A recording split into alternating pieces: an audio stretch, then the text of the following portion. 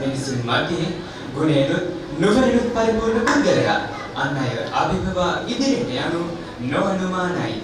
එවන් ගුණේනුත් නුවණිනුත් පරිපූර්ණ බුදුදහමක් තනනා ප්‍රධාන දෝතැන්න අප දහම් පාසලයි. එදා සිට අද දක්වා දහම් පාසලේ ඉගෙනුම ලබන දක්ෂයන් අතරේ සැඟවුණු හැකියාවන්ගෙන් පරිපූර්ණ අති දක්ෂයන් තෝරා ඔවුන්ව ඉදිරියට යැවීම අප දහම් පාසල සිදු කළා.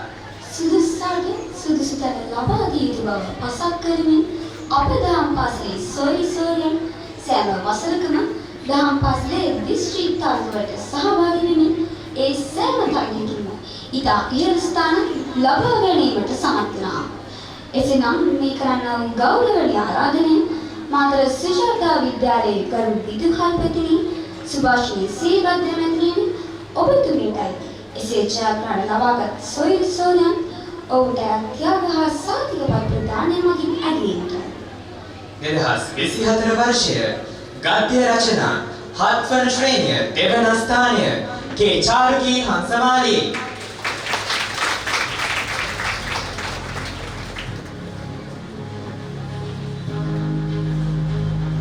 දහම් දැනුම 5 වන ශ්‍රේණිය දෙවන ස්ථානය පී.එච්. නෙදුම